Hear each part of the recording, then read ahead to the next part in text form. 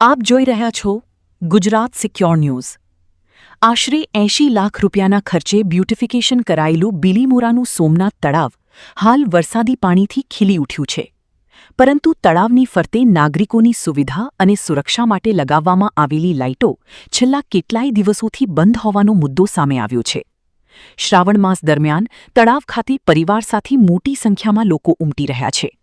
એવામાં તળાવ પરિસરમાં અંધારું છવાઈ રહેતા મહિલાઓ, બાળકો અને અન્ય નાગરિકોની સુરક્ષાને લઈને ચિંતા ઊભી થઈ રહી છે। સાથે જ અંધારાનો લાભ લઈને કોઈ અસામાજિક તત્વો અનિચ્છનીય પ્રવૃત્તિ ન કરે તે માટે પણ તળાવ વિસ્તારમાં પૂરતું અને કાર્યરત લાઇટિંગ હોવું જરૂરી છે। 80 લાખના બ્યુટિફિકેશન બાદ પણ દેસરા તળાવ અંધારામાં કેમ? મળતી માહિતી મુજબ જો લાઇટિંગની જાળવણીની જવાબદારી કોન્ટ્રાક્ટરની હોય તો જનહિત અને નાગરિકોની સુરક્ષાને ધ્યાનમાં રાખીને બંધ લાઇટો તાત્કાલિક શરૂ કેમ કરવામાં આવતી નથી? હવે જોવું રહ્યું કે નગરપાલિકા તંત્ર જનહિતને ધ્યાનમાં લઈને આ મામલે શું પગલાં લે છે અને સૌથી મહત્વનું, દેસરા તળાવની બંધ લાઇટો આખરી ક્યારે શરૂ થાય છે? અહેવાલ ભાવેશ રાઠોડ।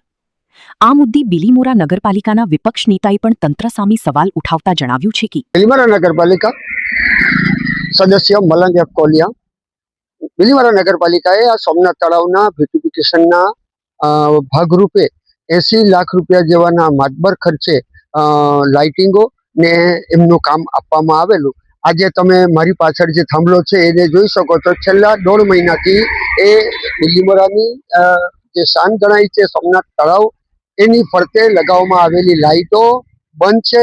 વારંવાર અમે મૌખિક રજૂઆતો ખાતાકીય અધિકારીઓને કરી છે, ચીફ ઓફિસર શ્રીને બી મૌખિક રજૂઆત કરી છે।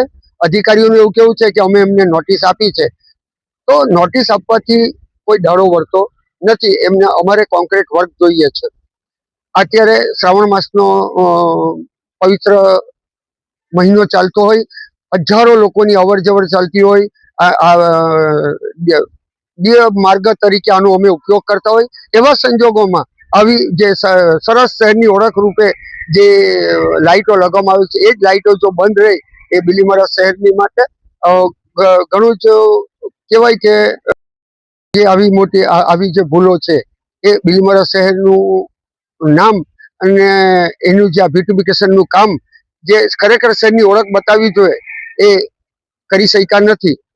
તો અમારી ચીફ ઓફિસરને ફરીથી વિનંતી અમે કરીએ છીએ કે ભાઈ બને એટલી ઝડપે આ લાઇટો ચાલુ કરાવી દો, જેથી આ તહેવારો દરમિયાન અત્યારે શ્રાવણ માસ ચાલે છે, દશામાનું ચાલે છે, ગણપતિ વિસર્જન થાય છે અને આ બધા સંજોગોને લીધે લાઇટો ચાલુ કરાવી દેવી જોઈએ।